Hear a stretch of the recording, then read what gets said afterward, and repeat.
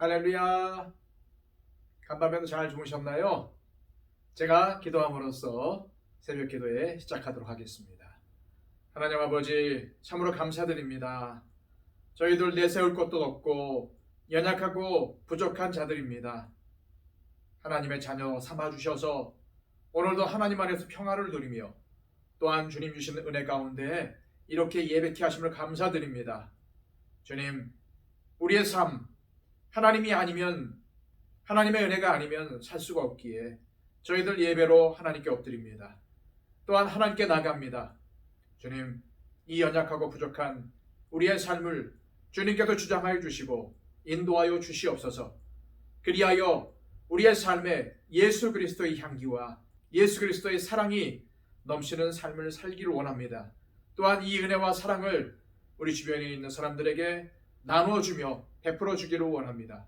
아버지 하나님, 오늘도 우리에게 힘써 말씀을 순종할 수 있는 은혜를 허락하여 주시고, 오늘도 말씀 붙잡고 나아갈 때에 한 발짝 한 발짝씩 믿음으로 나아갈 때에 우리의 삶이 승리하는 인생이 될 수 있도록 인도하여 주옵소서. 예수 그리스도의 이름으로 기도하옵나이다. 아멘. 다 함께 찬송가 288장 찬양 드립니다.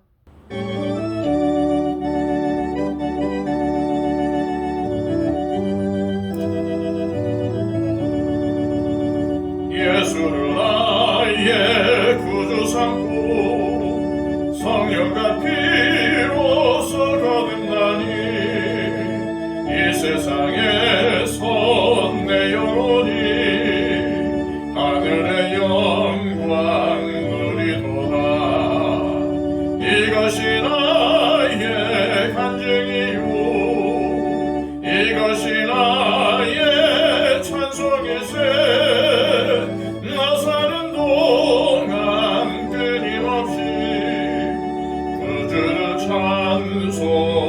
찬송하리로다.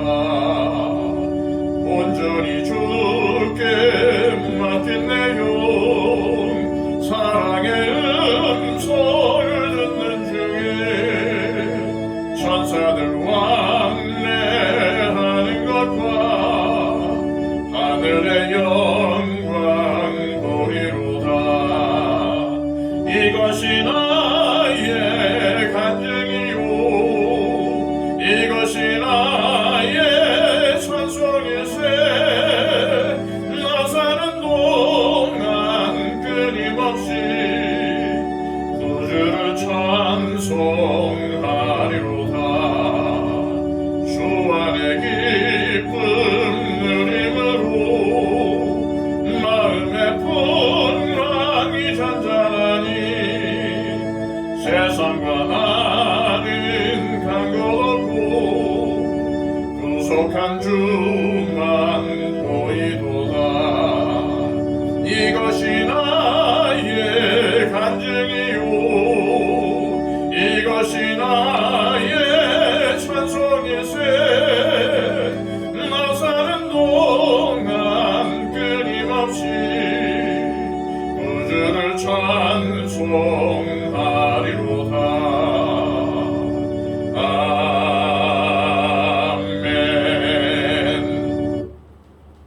이 시간 우리에게 주시는 하나님의 복된 말씀은 구약성경 전도서 2장 1절로 11절까지의 말씀입니다.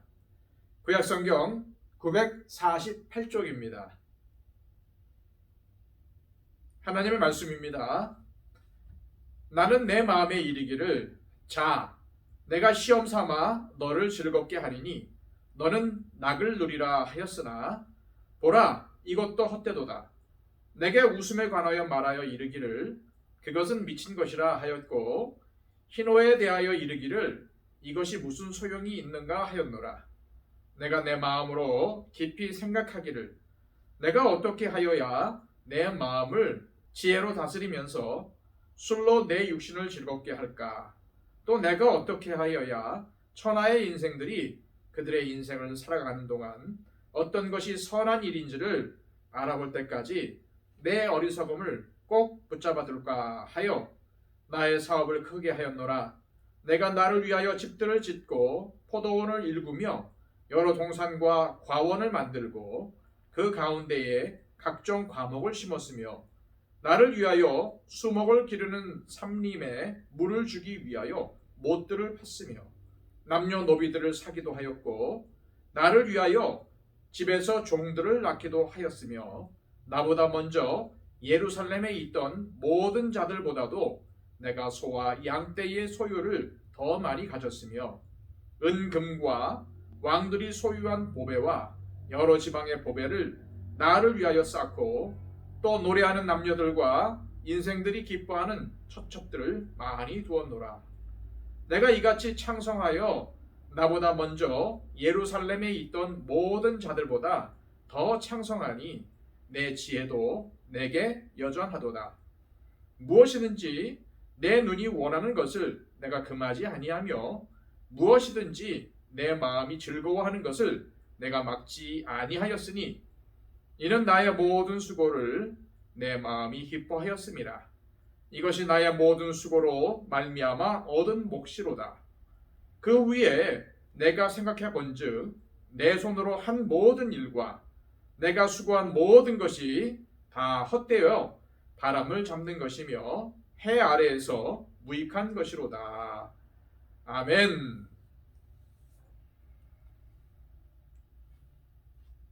전도자인 솔로몬은 1장에서 지혜를 통해 세상의 허무함을 극복해 보려고 했습니다. 그래서 그는 최선을 다해서 지혜를 추구했지요.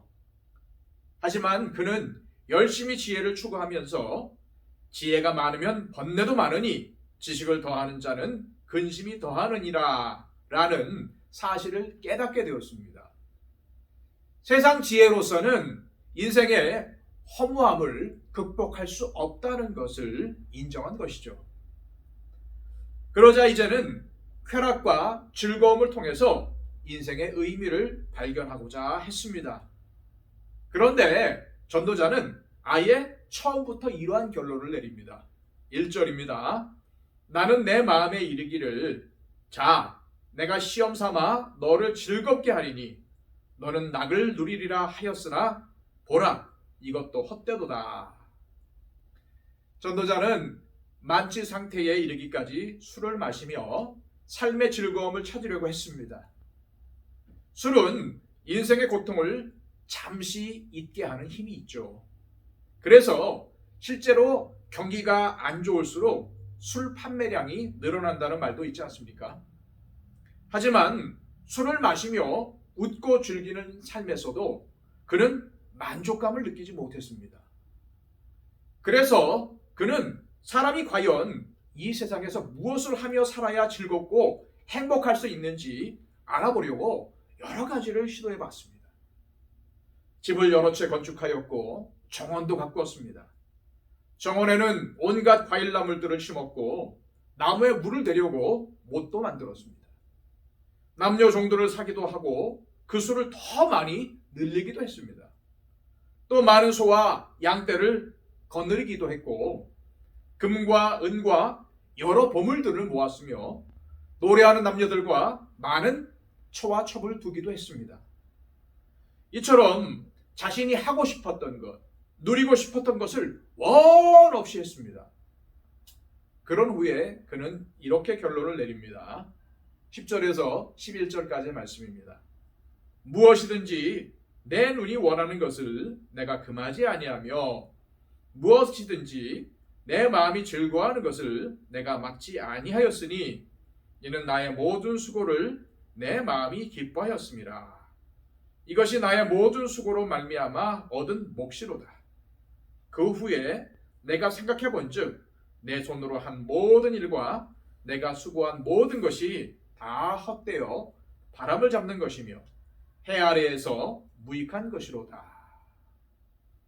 전도자는 인생의 즐거움을 갈망하며 이것을 이루기 위해서 노력했습니다. 그리고 이렇게 하면서 실제로 기쁨을 느끼기도 했고 나름의 만족과 성취감을 누리기도 했습니다. 그러나 나중에 돌이켜보니 이 역시 다 헛된 짓이었다는 것을 깨달았습니다. 사실 이것은 보통 사람들이 받아들이기 힘든 이야기입니다. 사람들이 왜 열심히 일합니까?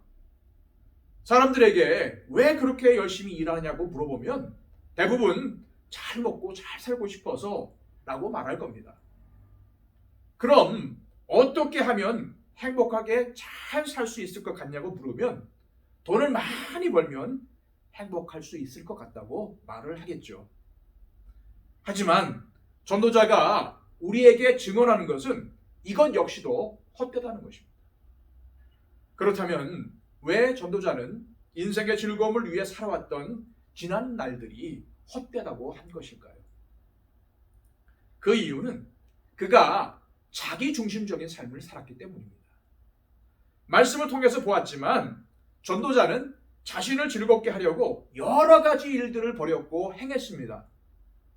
4절부터 8절까지 말씀입니다.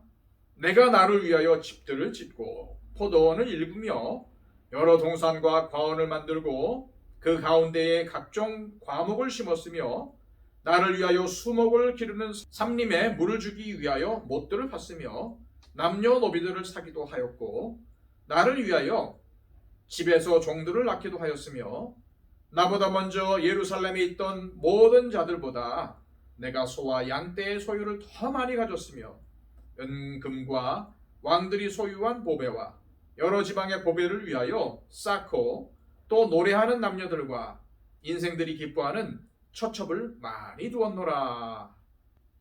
자, 이 말씀을 보면은 자주 반복되는 말이 나옵니다. 그 말이 무엇일까요?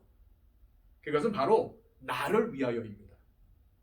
이처럼 그는 자신을 위해서 집과 정원도 만들고 종들도 사고 많은 가축과 재물과 처첩들을 두었던 것이죠. 또한 다른 사람들보다 더 많이 모으고 가지고 싶어하는 욕망을 이루기 위해서도 애썼습니다. 그는 예루살렘에 있는 모든 사람보다 더 많은 소와 양떼를 소유했습니다. 은, 금, 여러 보배들을 모으는 데 힘썼습니다. 종들을 많이 사서 그 종들이 자식을 많이 낳는 것을 보며 기뻐했습니다.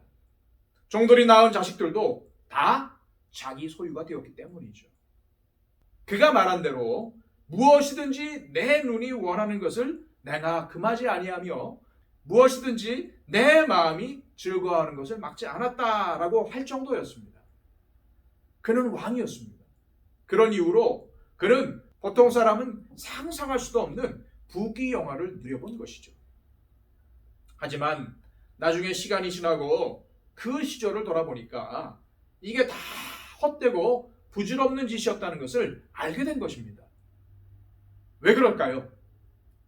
이건 역시도 영원하지 않기 때문이었죠. 전도자는 인생의 즐거움과 쾌락을 통해서 삶의 의미를 찾아보려고 애썼습니다. 그런데 전도자는 이것을 위해 어떤 일을 했는지 전하기도 전에 이 모든 게 다 헛되었다고 선언해 버렸어요. 또 자신이 어떤 일을 했는지 구체적으로 전한 다음에 결론적으로 이 모든 것이 헛되다고 재차 강조했습니다. 이것은 그만큼 쾌락으로 삶의 의미를 구하는 게 헛되다는 것을 강조하기 위해서였습니다. 그렇다면 우리는 항상 금욕적인 삶을 살아야 할까요? 집을 지으면 안 됩니까? 정원을 가꿔도 안 되고 재산을 많이 모아도 안 됩니까? 가축을 많이 키우면 안 될까요? 아닙니다. 전도자가 여기서 강조하고 있는 것은 전도자 자신이 한 모든 일이 자기만을 위해서 했다는 데 있었습니다. 나 자신의 행복을 위해서 모든 일을 계획하고 실행했다는 것이죠. 이처럼 자기중심적으로 인생의 즐거움을 추구하려고 했기 때문에 일시적인 만족과 기쁨은 누릴 수 있을 망정 이 모든 게 다 헛된 것일 뿐임을 고백하게 된 것입니다. 그럼 성경은 기쁨을 부정하고 악한 것으로 보고 있을까요? 아닙니다. 주 안에서 기뻐하라. 내가 다시 말하노니 기뻐하라. 빌립보서 4장 4절. 항상 기뻐하라. 쉬지 말고 기도하라. 범사에 감사하라. 이것이 그리스도 예수 안에서 너희를 향하신 하나님의 뜻이니라. 데살로니가전서 5장 16절로 18절. 불의를 기뻐하지 아니하며 진리와 함께 기뻐하고. 고린도전서 13장 6절. 여기 기쁨에 관한 말씀에는 중요한 공통점이 있습니다. 그것은 예수 그리스도 안에서 누리는 기쁨입니다. 이 기쁨은 나 중심의 기쁨이 아닙니다. 그럼 누구 중심일까요? 예수님 중심입니다. 하나님 중심입니다. 예수님 안에서, 하나님 안에서 기쁨을 추구할 때 결코 그 인생이 헛될 수가 없다는 것입니다. 왜 그럴까요? 예수님만이 우리에게 영원한 행복을 보장해 주시기 때문입니다. 예수님은 하나님이 우리에게 베풀어 주신 최고의 선물이기 때문이죠. 예수님을 믿는 것은 우리의 행위가 아니라 전적인 하나님의 은혜이며 하나님의 선물입니다. 예수 그리스도 안에서 누리는 기쁨 역시 인간의 노력으로 성취될 수 있는 것이 아닙니다. 그저 값없이 주어지는 하나님의 선물입니다. 성도가 행복하게 잘 사는 것은 단지 부자가 되는 것이 아니라 예수님을 잘 믿고 예수님 안에서 사는 것입니다. 성도가 행복하게 잘 사는 것은 이기적인 욕심에 젖어 사는 것이 아니라 하나님을 사랑하고 이웃을 사랑하는 삶을 사는 것입니다. 우리 모두가 오늘 주신 이 말씀을 되새기며 세상적인 기쁨과 쾌락에 안주하지 말고 영생을 선물로 주시는 주님을 바라보며 예수 그리스도 안에서 기쁨을 누리시기를 바랍니다. 이 시간 기도할 때에 내가 지금 기뻐하는 것들, 내가 지금 기쁨의 제목으로 삼고 있는 것들이 어떤 것들인지 한번 살펴보기를 원합니다. 세상적인 기쁨입니까? 세상에서 성공하는 것입니까? 돈 많이 버는 겁니까? 하나님, 이제는 세상적인 것으로 기뻐하는 것이 아니라 하나님으로 기뻐할 수 있는 우리의 삶이 되기를 원합니다. 우리에게 허락하신 모든 것이 다 하나님께서 주신 것이고 또한 우리에게 주신 구원과 은혜가 다 하나님의 선물임을 깨달아 알아 하나님께 감사하고 또한 하나님으로 말미암아 기뻐하는 삶을 살게 해 주옵소서라고 기도하는 저와 여러분들이 되시길 바랍니다. 그리고 또한 얼마 남지 않은 담임 목사 위임 예배를 위해서 기도해 주시고요. 그날 오시는 손님들과 또한 우리 성도들이 하나님이 주시는 큰 기쁨을 소유하게 해달라고 위해서 기도해 주시기 바랍니다. 우리 교회 안에 있는 모든 형제자매들을 위해서 기도할 때에 특별히 병중에 있는 분들, 여러 가지 어려움 가운데 있는 분들, 시리에 있는 분들을 위해서도 기도해 주시길 바랍니다. 또한 온 땅에 복음을 전파하는 우리 선교사님들을 위해서도 기도해 주십시오. 다 함께 기도하겠습니다.